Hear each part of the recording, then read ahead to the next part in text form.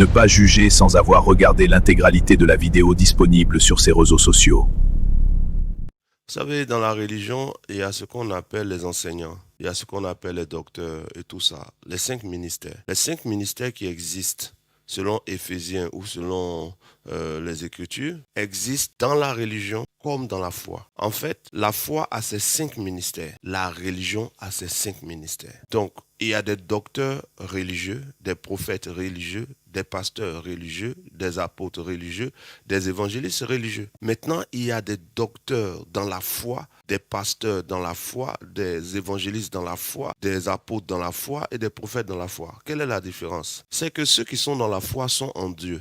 Ceux qui sont dans la religion sont dans des principes humains établis par des hommes. Parce que par définition, la religion, c'est la copie mal faite. Déjà même, c'est une copie mal faite de la mission de Jésus sur terre. La foi, c'est le blé. La religion, c'est l'ivraie. Tu peux aller à l'église, être dans une église, entendre Jésus, entendre tout ça. Tu peux aller dans une mosquée, entendre Mohammed. Tu peux aller où tu veux. Mais dès l'instant que c'est une religion, c'est quelque chose qui est une fausse copie. C'est déjà une copie et en plus, c'est faux. La foi, c'est la révélation de Dieu basée sur les paroles de Dieu, la compréhension que Dieu donne pour des gens qui ont envie de marcher avec Dieu et que Dieu lui-même se choisit. Religion vient de religare, c'est-à-dire relier à Dieu. C'est comme si c'est des principes par lesquels on nous relie à Dieu. Personne ne peut te religarer ou te relier à Dieu. C'est Dieu lui-même qui rentre en contact avec nous. On ne peut pas aller vers Dieu. C'est Dieu qui nous rencontre. Voilà pourquoi c'est le Saint-Esprit qui convainc. Ce n'est pas un homme qui dit aujourd'hui je veux me réconcilier ou je veux me relier. Non, c'est Dieu. Voilà pourquoi il est écrit qu'as-tu que tu n'aies reçu? Et si tu l'as reçu, pourquoi t'en glorifies-tu? C'est pour cela que le principe de la grâce établit que c'est Dieu qui a tant aimé le monde qu'il a donné. Ce n'est pas le monde qui a trouvé Dieu. C'est Dieu qui est venu vers. Donc la religion, c'est les moyens des hommes pour être reliés à Dieu. La religion n'est rien d'autre qu'une nouvelle forme de la tour de Babel. Quand vous regardez bien la tour de Babel, c'est des hommes qui disent « Nous allons bâtir pour atteindre Dieu. » Ils vont construire pour atteindre Dieu. Et la religion, c'est nous construisons des temples en marbre, en ceci ou en cela, pour chercher Dieu. Mais comment vous pouvez chercher celui qui s'est déjà révélé? C'est déjà compliqué parce que Dieu se révèle. Et ceux qui disent, et il est écrit, vous me chercherez et vous me trouverez. Donc si Dieu même dit vous me chercherez, pourquoi cet homme dit que pourquoi on cherche Dieu? Évidemment. Mais en réalité, ceux à qui il disait vous me chercherez et vous me trouverez, c'était ceux à qui il s'était révélé qu'il avait abandonné. Ah, homme de Dieu, c'est fort. Ce n'est pas ceux qui ne le connaissent pas. Amplifiez, s'il vous plaît. Il dit, vous me chercherez et vous me trouverez si vous me cherchez de tout votre cœur.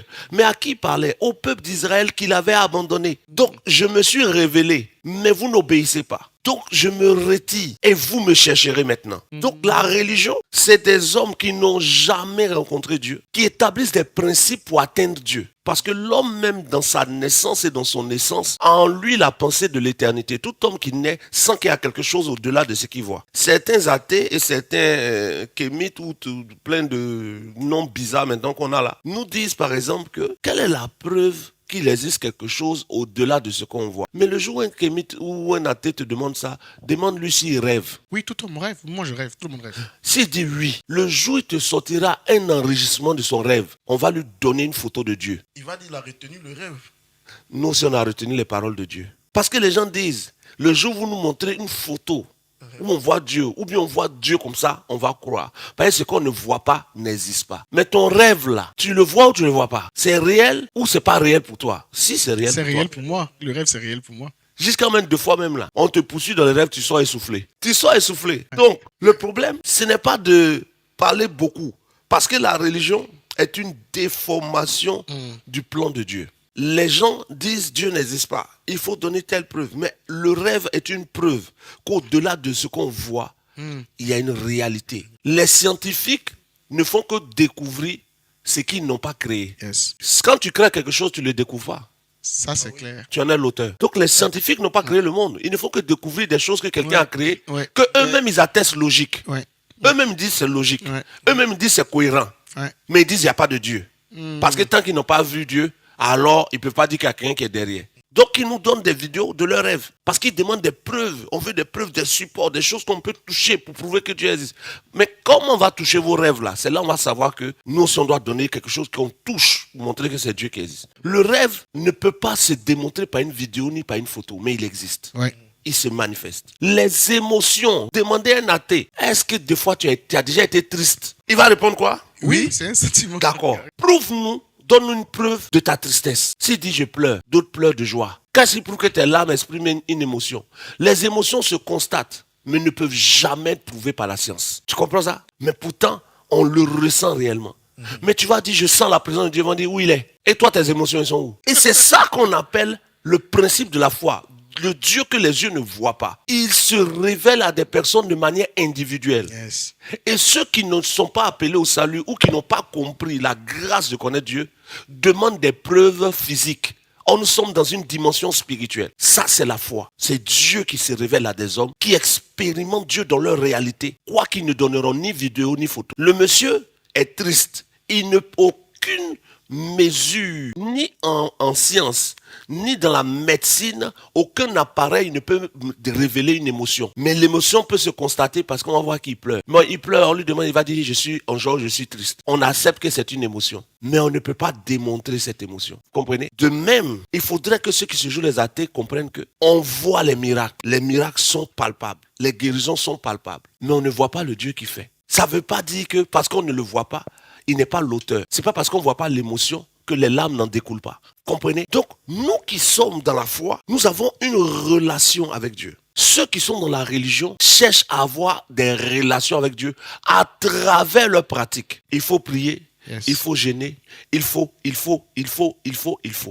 Ceux qui sont dans la foi ne sont pas dans il faut. Parce qu'il faut, ça devient comme des ordonnances. Ça devient comme les lois. Or, nous ne sommes pas sous la loi. Nous sommes dans la relation. Dieu, c'est la relation que lui-même, il crée avec nous. La religion, c'est des gens qui cherchent à créer des choses pour atteindre Dieu. Donc, c'est une nouvelle forme de tour de Babel. Les hommes ont bâti et ils sont montés vers Dieu. Dieu a mélangé leur langage. Yes. Les hommes bâtissent des temples en marbre et ils sont en train de chercher à atteindre Dieu. Et leur langage est mélangé. Au point où, entre eux-mêmes, il y a toujours des mélanges. Les enseignements même qu'ils donnent, quand on s'assoit, quand on réfléchit, ce n'est pas logique. Et ça ne peut pas tenir. Un fils ne peut pas être son propre père. Quand tu dis ça à quelqu'un, il tombe fou. Un Dieu ne peut pas perdre la raison. Wow. Quand tu dis ça, il tombe fou. Ça veut dire que il faut que les gens se réveillent. Parce que ce qu'on est en train de faire comme cassement de balles, le religieux, quand il sort sur un cassement de balles, il trouve que tu es un athée. C'est comme quand l'aigle crie, le lion ne comprend rien. Quand le lion rugit, l'hyène ne comprend rien. La seule chose que l'hyène se dit, c'est qu'il est en danger. Mais qu'est-ce que le lion a dit, il ne sait pas. Ouais. Tu comprends? Donc, dans le cassement de balles, si tu n'es pas quelqu'un qui est à la recherche de la vérité, tu vas trouver qu'on fait du bruit. Mais celui qui a un esprit qui est en train de chercher la vérité a une semence qu'il reçoit. Vous avez dit que la religion est la copie mal faite de la mission de Jésus sur terre. Et vous avez dit que la religion est une nouvelle forme de tour de Babel. Plus loin même, la religion, c'est l'ensemble des principes que les hommes établissent pour se relier à Dieu, sous-entendant que c'est Dieu qui les aurait dit. Donc, la religion est simplement dans Matthieu 13 ce qu'on appelle l'ivraie. La foi est ce qu'on appelle le blé. Il est écrit, la foi vient de ce qu'on entend. Et ce qu'on entend vient de la parole de Christ. C'est ça. Donc, la foi vient du message que Christ a donné. Christ n'est pas donc venu donner une religion. Il est venu donner la foi. OK. Puisque, quand il est venu, il dit, je suis venu dire et annoncer ce que le Père m'a enseigné. Donc, celui qui est venu libérer la parole de Dieu. Quand il donne la parole de Dieu, la conséquence directe de la parole de Dieu entendue est appelée la foi. Puisque la définition de la foi, c'est ce qui vient de la parole de Dieu. La foi vient de ce qu'on entend.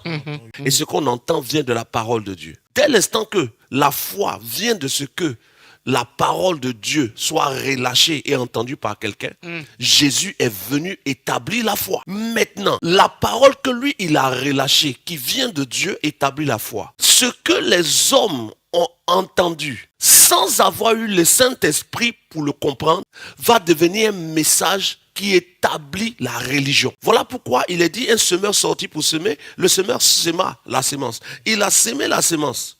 La sémence qu'il a sémée, c'était le blé. Pendant que les serviteurs dormaient, l'ennemi est venu, il a sémé l'ivraie. Quand ils se sont réveillés, les deux avaient poussé. L'ivraie et le blé se ressemblaient. Et on dit laissez pousser les deux. Nous sommes dans un monde où les deux poussent. Ça se ressemble, mais c'est pas pareil. Nous parlons de Jésus. L'islam parle de Jésus, mais il appelle Issa. Yes. Les religions chrétiennes parlent de Jésus. Mais qui parle du vrai Jésus? Voilà pourquoi l'apôtre Paul dit, si nous-mêmes ou si un ange du ciel descend vous annoncer un autre Jésus que celui que nous avons prêché, sachez que c'est des maudits. Pourquoi? Parce que la religion ne va prendre que ce que Jésus, le vrai Jésus a dit, qui produit la foi mal comprise et la retransmettre. Si donc l'évangile qui est prêché partout est le vrai et aurait été le vrai, dans Luc chapitre 18, Jésus n'aurait pas dit, quand le Fils de l'homme viendra, trouvera-t-il la foi sur terre? Or la foi, c'est le message que tu es venu donner. Donc Jésus même savait que quand il descendrait, il ne trouverait pas la foi parce que la foi qu'il a donnée, c'est-à-dire la parole qu'il a donnée, a été frappée de l'ivraie. Donc l'ivraie s'est répandue à un niveau tel que les gens croient être en relation avec Dieu. Or, ils sont en relation avec des principes humains. Parce que la religion, c'est l'ensemble des pratiques, des normes, des dogmes, des rythmes établis pour être en relation avec Dieu ou pour être reliés à nouveau avec Dieu. La foi, ce ne sont pas des pratiques. C'est une relation de chaque jour avec un Dieu vivant qui nous donne de vivre, parce que le juste vivra par sa foi. Or, la foi est une ferme assurance des choses qu'on espère, la démonstration de celles qu'on ne voit pas. Donc, celui qui marche dans la dimension de la foi a le pain quotidien qui est la parole de Dieu en lui constamment. Celui qui marche dans la religion a les pratiques. S'il y a telle situation, on fait tel jeûne. S'il y a ceci, on allume telle bougie. S'il y a cela, c'est des pratiques humaines pour se relier à Dieu. La nouvelle tour de Babel.